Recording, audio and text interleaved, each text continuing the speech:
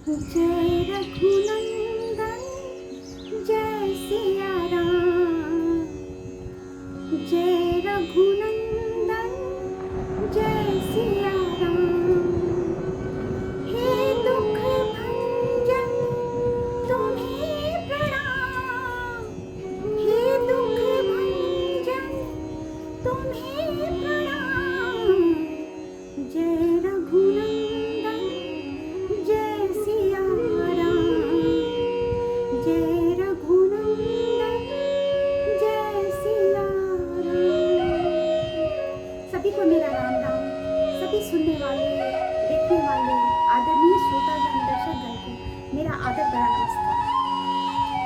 तो मित्रों, श्रोतागण, आदरणीयों, हम चर्चा कर रहे हैं भगवान राम की।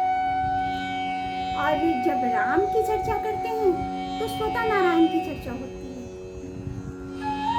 नारायण की चर्चा इसलिए होती है क्योंकि जो राम है वो नारायण के ही अवतार है। और जब नारायण की चर्चा होगी तो माँ लक्ष्मी की चर्चा होगी। माँ लक्ष्मी जो धन्य धान्य की देवी है, जो सभी सुखों को करने वाली है, जो श्री लक्ष्मी है, जो शुभ लक्ष्मी है, जो संतान लक्ष्मी है, जो विद्या लक्ष्मी है, जो धान्य लक्ष्मी है, जो धन लक्ष्मी है। तो माँ लक्ष्मी की जब चर्चा होती है तो मन के अंदर बड़ा सुख का अनुभव होता है, एक उद्गार होता है आनंद का। मन में जो है एक सागर उमड़ पड़ता है आनंद का, एक सकारात्मक सोच का, एक सकारात्मक दृष्टिकोण का, सुखों का एक सागर उमड़ता है मन के अंदर। लगता है माँ लक्ष्मी के स्मरण से कि सारे दुख दूर हो जाएंगे।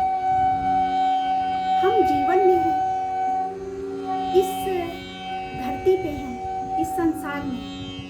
जब हम इस संसार में आए हैं तो सुख और दुख तो लगे रहते हैं। सुख और दुख का परस्पर नाता है।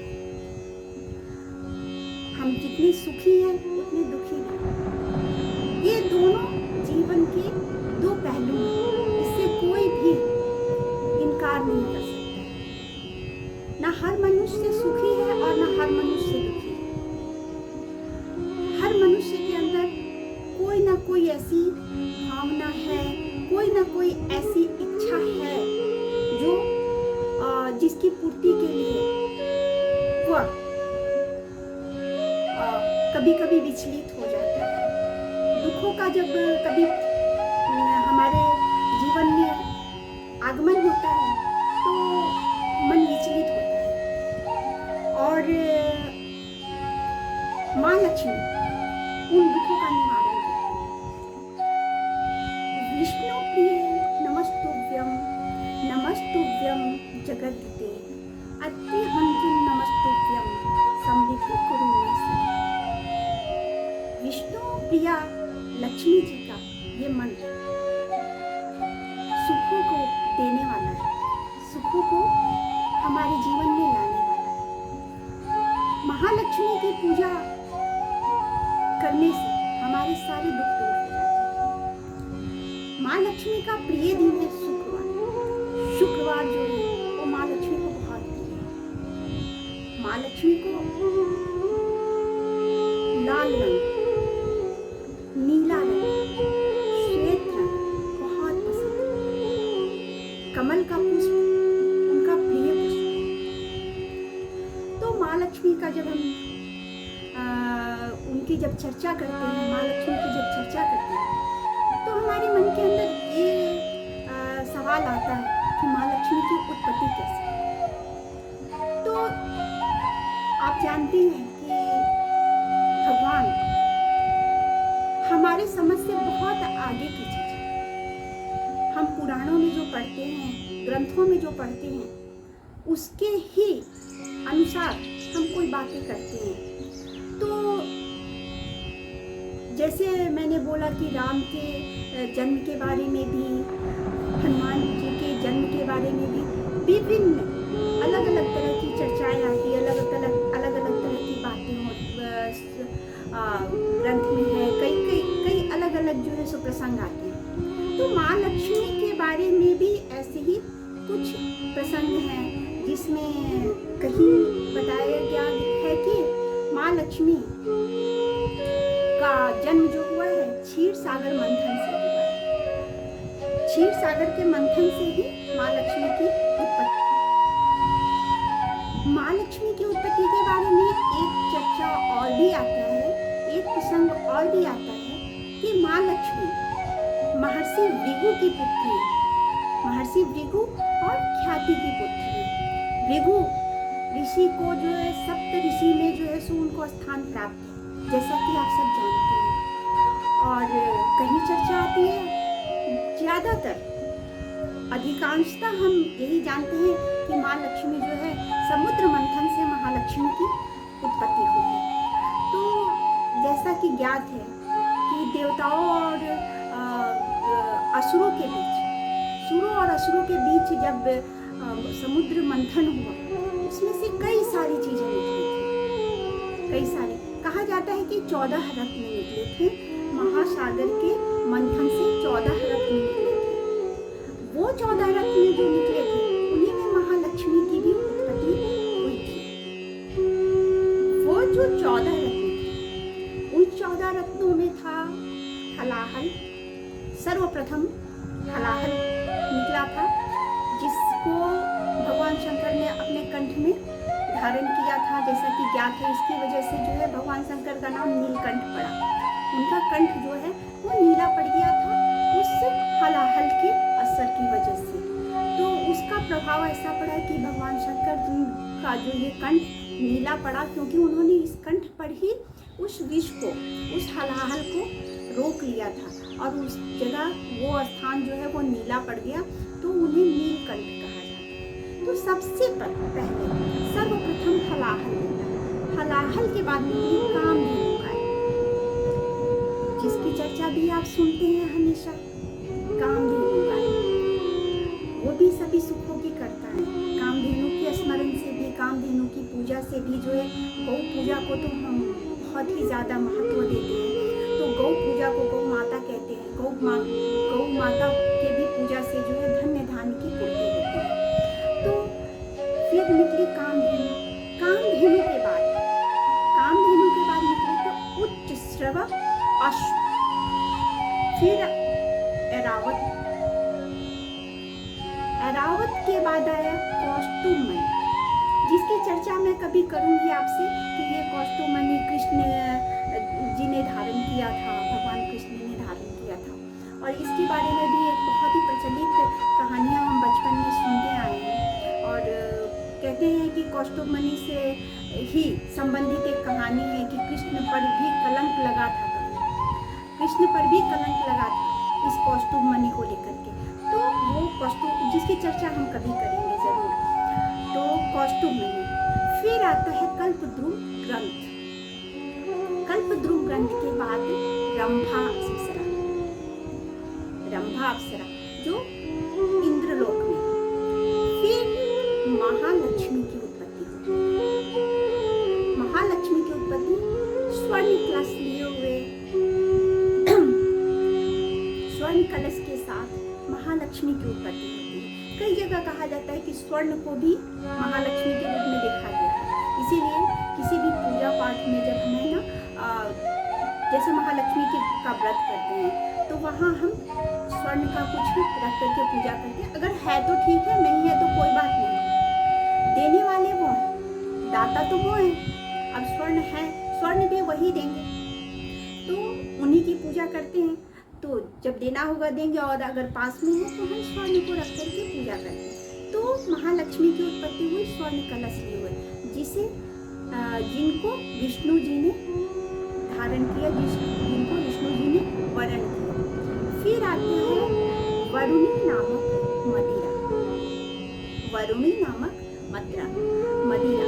फिर चंद्रमा, जिनको हम देखते हैं, जो शिवजी ने धारण किया है अपने सिर पे, अपने शीश पे जो है शिवजी ने चंद्रमा को धारण कर लिया। फिर आता है पारिजात। पारिजात के बाद आता है पांचजन्य शंख। पांचजन्य शंख पांचजन्य संघ। उसके बाद आते हैं धन्वंतरी वैद्य, जिनको देवताओं के वैद्य कहा जाता है। तो धन्वंतरी वैद्य के बाद आता है अमृत कलश। तो ये हो गया समुद्र मंथन की से जो जो चीजें निकली।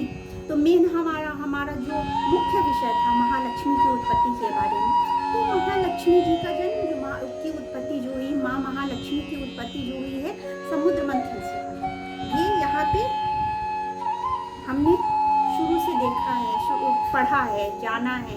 बचपन में भी माताओं से, अपनी दादी नानी से भी जो कहानियाँ सुनी है। तो यहाँ हम हमेशा से ही यही जानते हैं कि समुद्र मंथन से महालक्ष्मी की उत्पत्ति हुई है। और जैसा कि मैंने बताया कि कहीं कहीं यहाँ ये भी प्रसंग आता है कि महर्षि भृगु और ख्याति की पुत्री महालक्ष्मी है। महालक्ष्मी जी का जो स्वरूप है उन्हें हम कई रूपों में मानते हैं। आदि लक्ष्मी, धन लक्ष्मी, धान्य लक्ष्मी, गज लक्ष्मी, संतान लक्ष्मी, वीर लक्ष्मी, विजय लक्ष्मी, विद्या लक्ष्मी। ये सारे लक्ष्मी के ही रूप हैं, उनके ही स्वरूप हैं। तो लक्ष्मी जी के दो रूप का वर्णन, लक्ष्मी जी के दो स्वरूप का वर्णन होता है। एक है श्री रूप और एक है लक्ष्मी। श्री रूप हमने देखा है जो कमल पे विराजमान होती है, कमल पुष्प पे जो विराजमान होती है वो श्री रूप है। और जो विष्णु जी के साथ रहते हैं, जो विष्णु जी के साथ क्षीरसैया पे क्षीर सागर में दिखाई जाती हैं, वो लक्ष्मी है। उनके दो रूप का वर्णन भी मिलता है और भी मिलता है। रूप हैं वो उनके भूदेवी और श्रीदेवी। भूदेवी और श्रीदेवी। भूदेवी जो लक्ष्मी है, भूदेवी लक्ष्मी जो है वो भूमि की लक्ष्मी, जो हमारी धरती माँ को भी लक्ष्मी का रूप जो माना गया है वो भू लक्ष्मी है, जो उर्वरता की प्रतीक मानी जाती है। उर्वरता यानी कि जब हमारे पृथ्वी से, हमारी धरती माँ से जो है सो ये धन्य अनाजों की उत्पत्ति होती है, वो भी धन्य धान्य का ही जो है प्रतीक है। क्योंकि जब अनाज ही नहीं होंगे तो खाएंगे क्या? तो वो हमारी वैभवता का प्रतीक माना जाता है। तो एक रूप है उनका भूदेवी, दूसरा रूप है श्रीदेवी। श्रीदेवी अति सुंदर, अति सुंदर, जो कि महिमा और शक्ति की प्रतीक है, जो विष्णु जी के साथ रहती है, जो विष्णु जी के साथ निवास करती है। ये बड़ी चंचला है, बात बात में रूठती है, हर बात पे रूठ जाती है विष्णु जी से, और विष्णु जी को उन्हें मनाना पड़ता है। तो विष्णु प्रिया है, मनाना भी उनका काम है, मनाते हैं। तो वो है हमारी माता लक्ष्मी का स्वरूप जो है वो श्रीदेवी। माता लक्ष्मी के प्रभाव से, माता लक्ष्मी के ही आशीर्वाद से कुबेर और इंद्र का वैभव और राजसी जो ठाट है वो है, क्योंकि वो महालक्ष्मी का ही आशीर्वाद है। कुबेर महाराज जो है सुदेवताओं के खजाने के रक्षक हैं, और इंद्र जी को कौन नहीं जानता, वो तो देवताओं के राजा हैं। महालक्ष्मी के 8 अवतार आपने पढ़ा होगा, सुना होगा। महालक्ष्मी की 8 अवतार। एक महालक्ष्मी जो कि वैकुंठ में निवास करती है, ये लक्ष्मी जी का अवतार है। महालक्ष्मी जो वैकुंठ में निवास करती है। दूसरी है स्वर्ग लक्ष्मी, जो स्वर्ग में, जो स्वर्ग की देवी, स्वर्ग की लक्ष्मी है।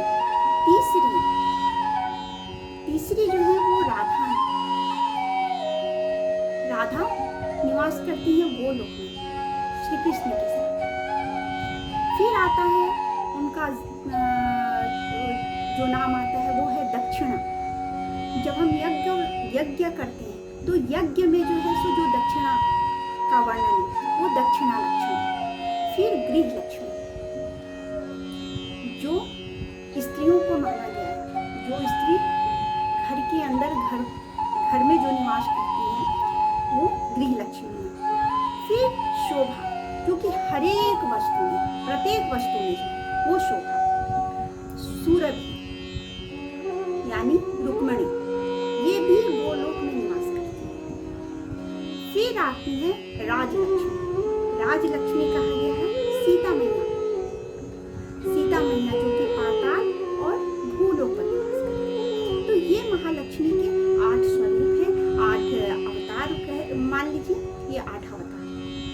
अब आती है बात कि विष्णु जी ने उनका वर्णन किया था, तो और एक और भी चर्चा आती है कि नारद जी ने विष्णु जी को श्राप दिया था। ये इसी श्राप की वजह से, नारद जी के श्राप की वजह से ही जब रामावतार हुआ था तो हमारे रघुनंदन को, हमारे राम जी को सीता मैया का विरह सहना पड़ा था। ये नारद जी के श्राप की वजह से हुआ था। चर्चा आता है एक पुराणों में जैसा कि वर्णित है कि जब महालक्ष्मी का उत्पत्ति हुई, लक्ष्मी जी की उत्पत्ति हुई, तो उनका स्वयंवर का आयोजन किया गया, तो स्वयंवर आयोजन हुआ।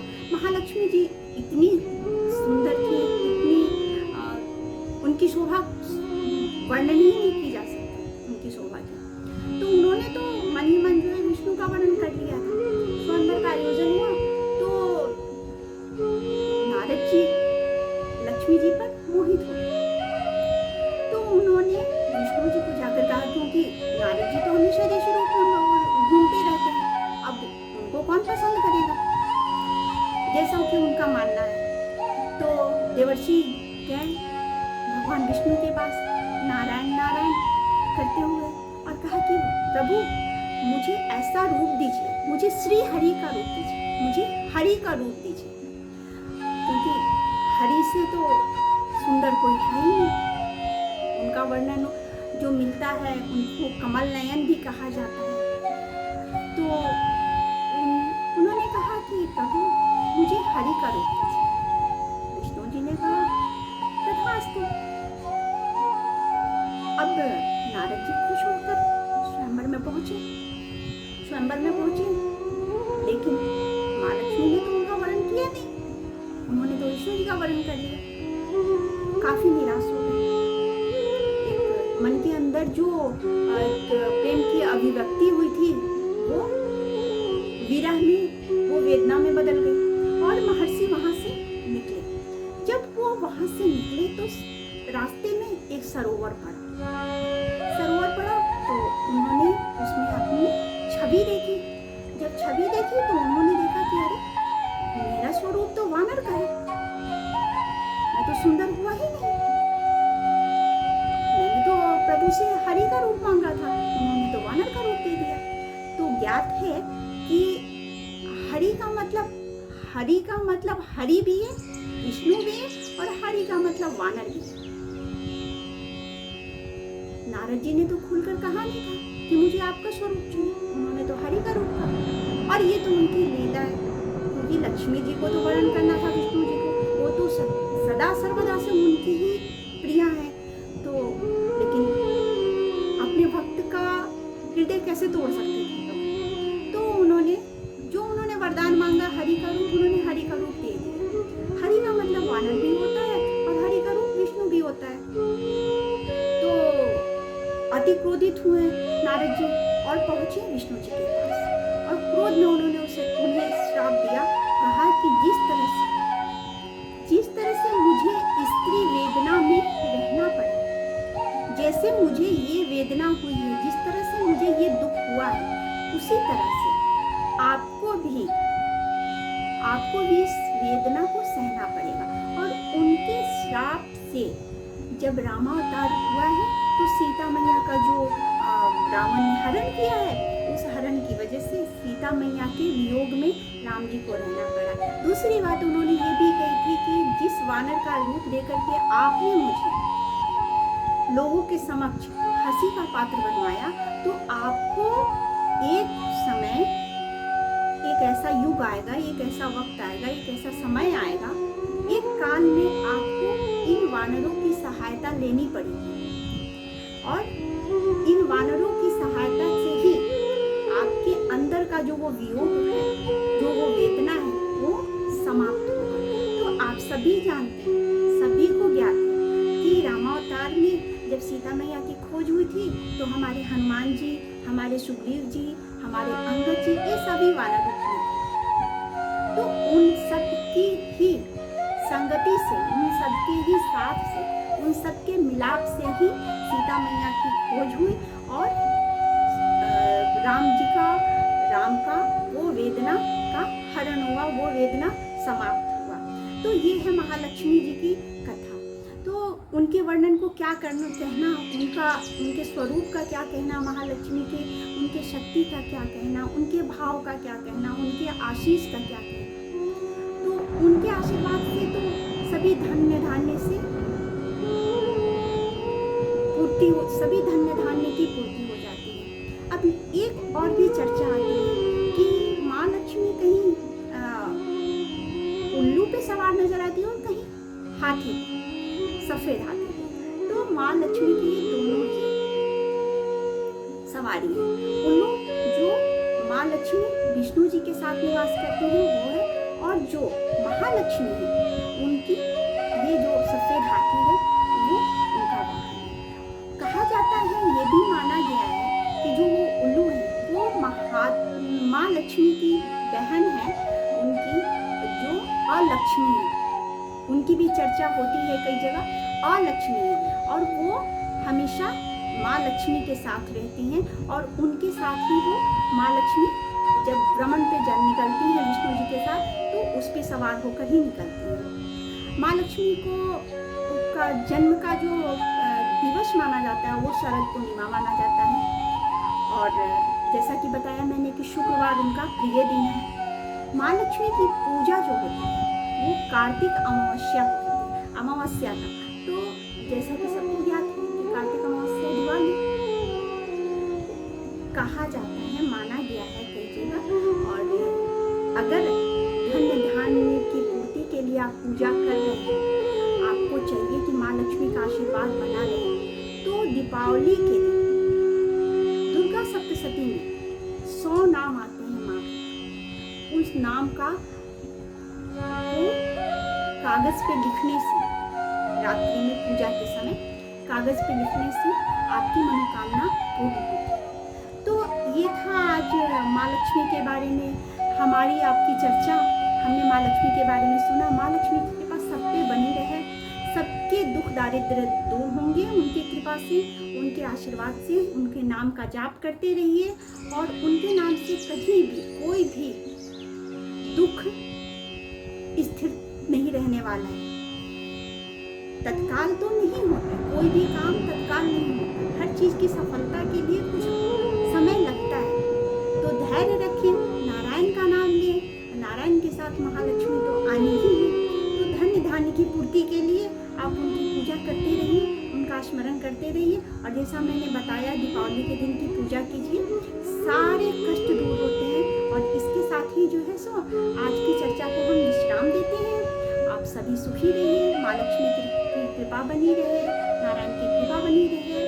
और देखिए, लाइक कीजिए, अपनी सुझाव दीजिए, सब्सक्राइब कीजिए और हमारा आपका ऐसे ही परस्पर नाता बना रहेगा।